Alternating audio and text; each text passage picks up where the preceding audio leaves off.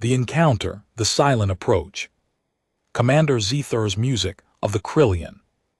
Imperial fleet watched the star patterns shift across his vessel's observation screen. The cruiser Radiant Dawn had been patrolling the border regions of explored space for 3 planetary cycles without incident. His 6 sensory tentacles relaxed in their resting position, a sign of complete boredom. The Krillian Empire controlled 47 star systems, and their military dominance had gone unchallenged for generations. Patrol duty was necessary but utterly predictable. Beside him, navigation Officer Prill adjusted her crystalline interface with delicate precision. Her species, the Mothers, had joined the Empire 2 centuries ago and now served as the finest navigators in known space. She suddenly stiffened, her bioluminescent skin flashing amber in distress. Commander, sensor anomaly detected, Prill announced, her voice carrying an edge of confusion. Unknown energy signature approaching from Vector 937. Zus straightened in his command cradle, his tentacles extending to their full alert length. Classification no match in Imperial databases, responded Tactical Officer Vaugh, hulking Draxian whose armored hide had seen combat in the Outer Rim conflicts.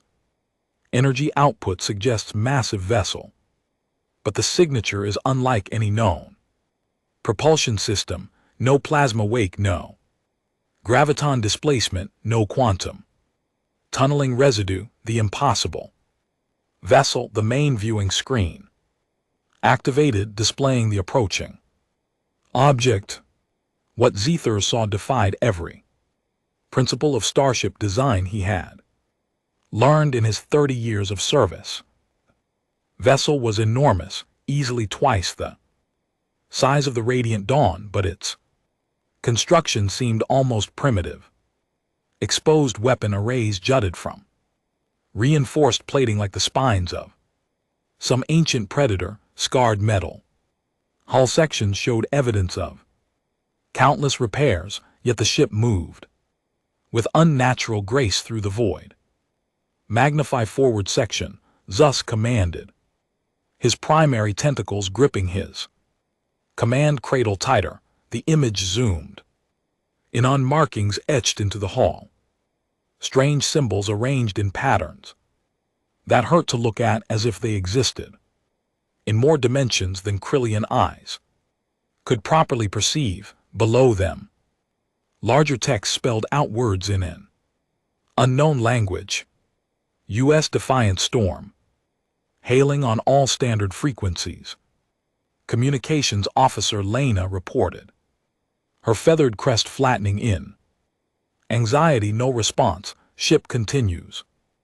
Approach vector, speed increasing. Zethers made a decision. Raise defensive shields, power weapons to standby.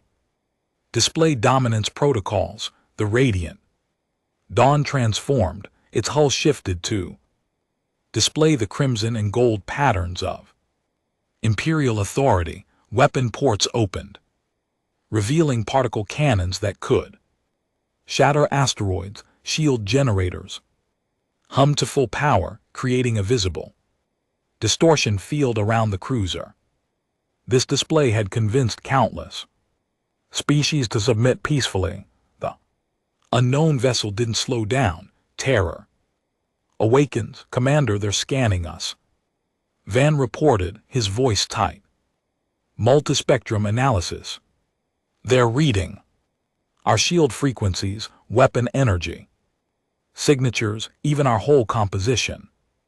The depth of their scan is its surgical. They know everything about our ship now. Return scan, Zus ordered. Unable to penetrate their hull, sir. Some kind of adaptive absorption layer. Our scans just disappear into it. The unknown vessel was now close enough that its true scale became apparent.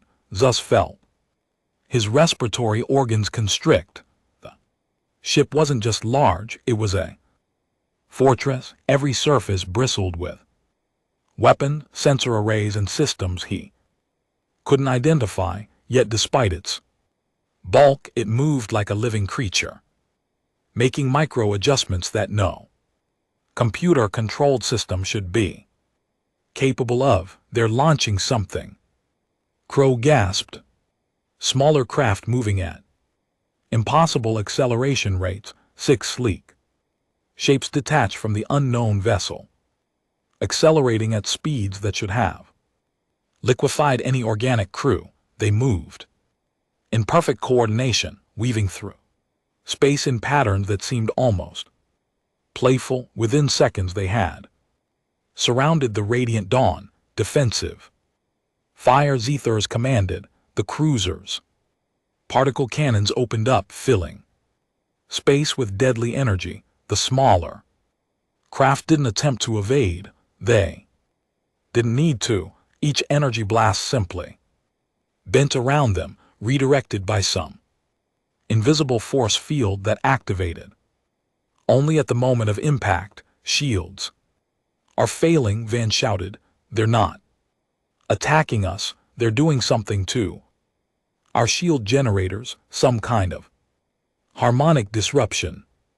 I've never seen anything like it. The radiant dawn's defenses collapsed like paper in a storm. Every backup system, every redundancy failed simultaneously.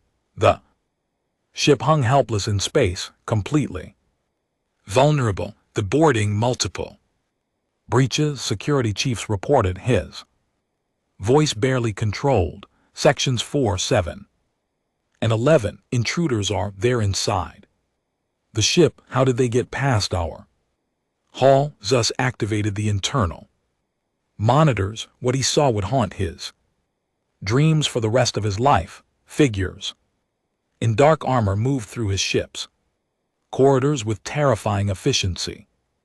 They were bipedal, like many species, but their movements were wrong, too fast, too precise. They flowed through three-dimensional space as if they could predict every obstacle before encountering it. Security teams engaging. RX continued there. Commander, our weapons aren't working. Energy rifles, projectile weapons, even melee combat. These intruders are neutralizing everything. They're not killing anyone, just rendering them unconscious with some kind of touch. It's like they know exactly where to strike every species' vulnerable points. One of the armored figures stopped directly in front of a security camera.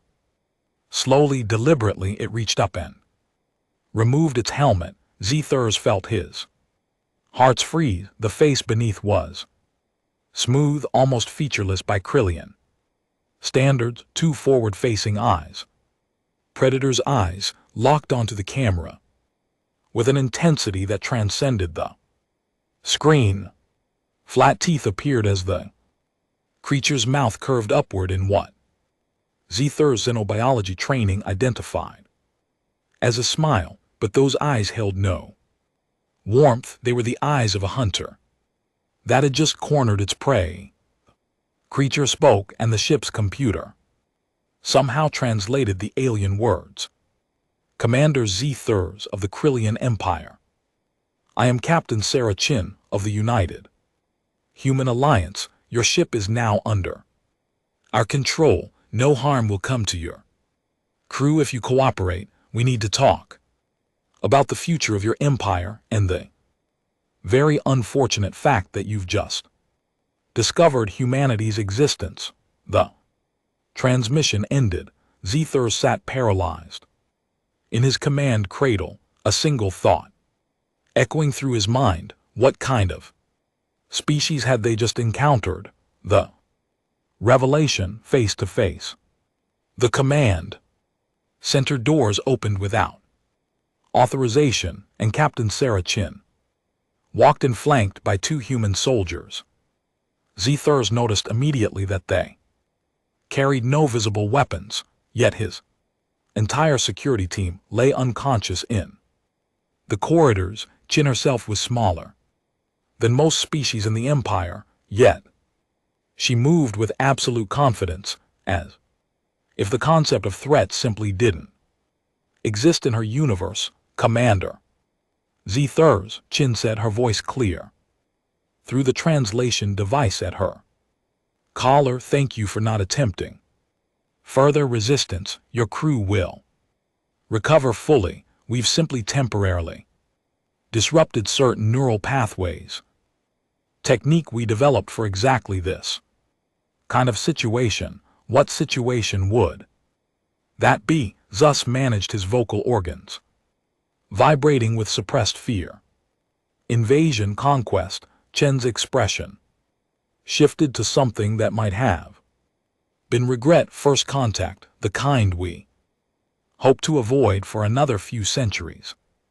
She gestured to the viewing screen. May I? Without waiting for permission, she activated a holographic interface that appeared in midair. The display showed a three-dimensional map of known space, with the Krillian Empire highlighted red. Then she expanded the view, and Zethers felt his respiratory organ seize.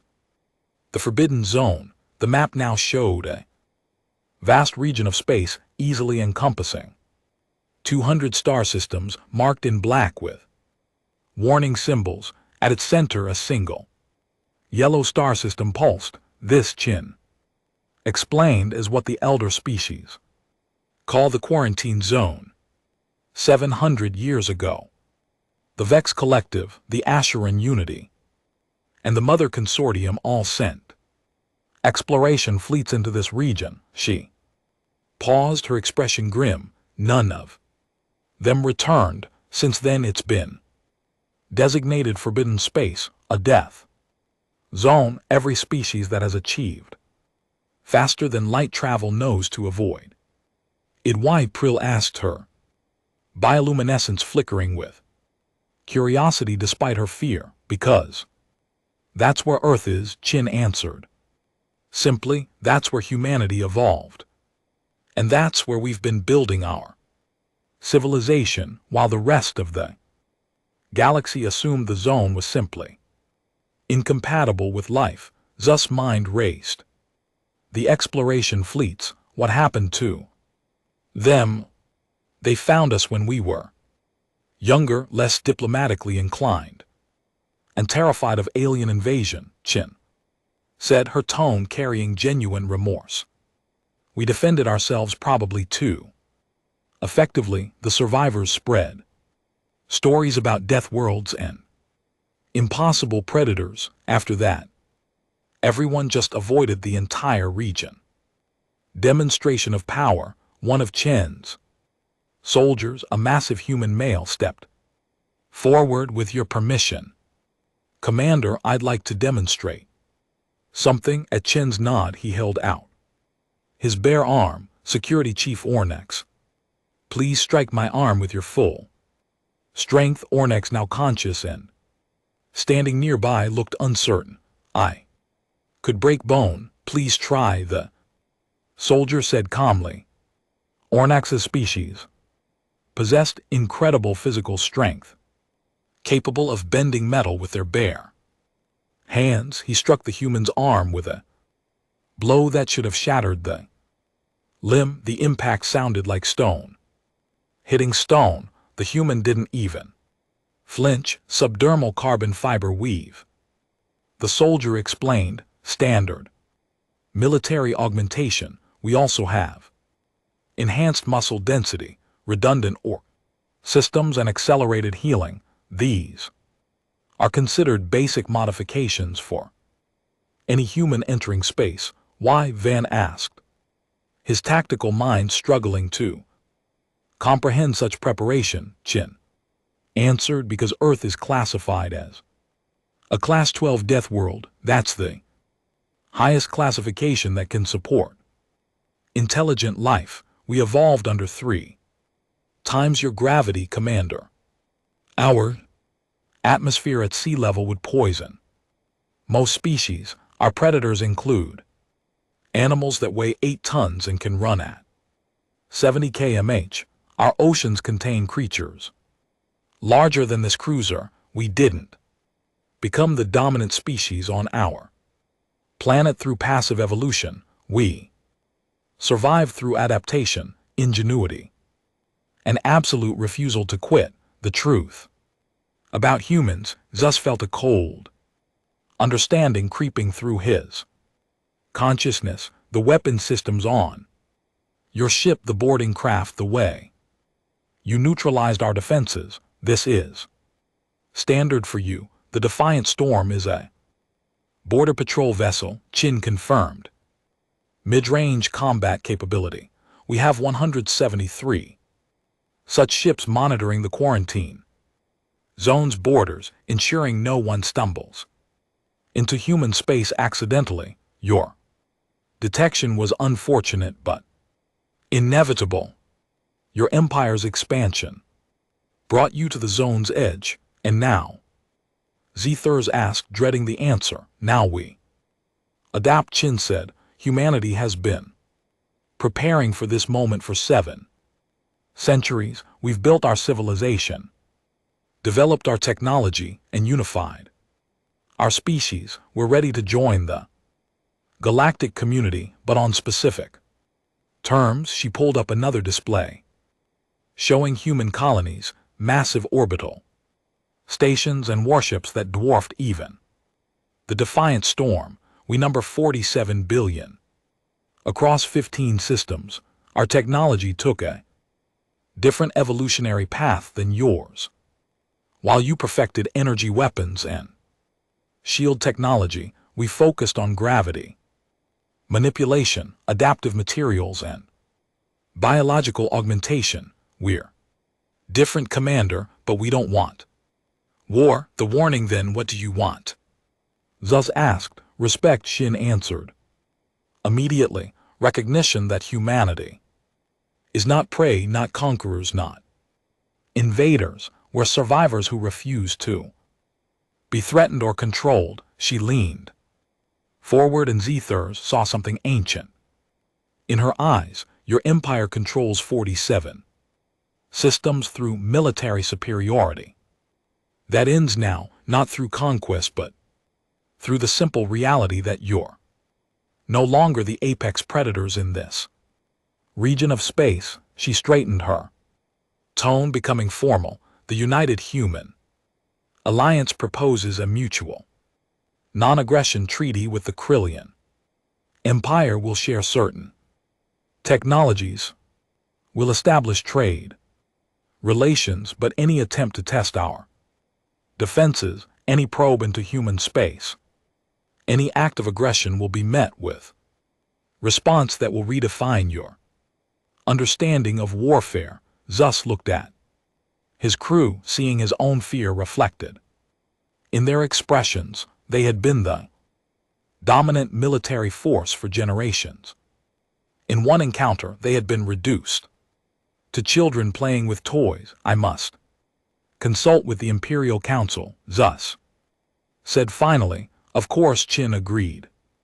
You'll find a complete data package in your ship's computer, specifications on human capabilities, territorial boundaries, and proposed treaty terms. Take it to your leader, Commander, and tell them this: the galaxy just got a lot more complicated. The return hours later, after the humans had departed and the Radiant Dawn systems were restored, Zethers stood alone in his command center.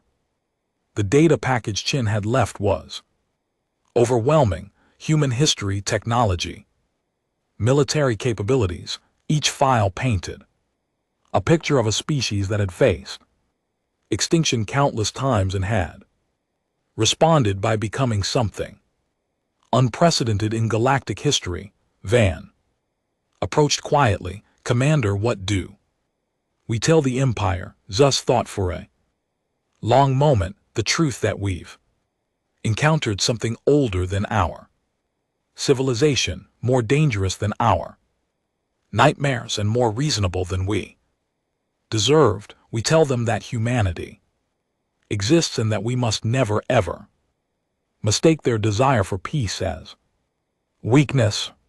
He looked at the stars where the defiant storm had vanished, its impossible drive system leaving no trace. The galaxy has changed today.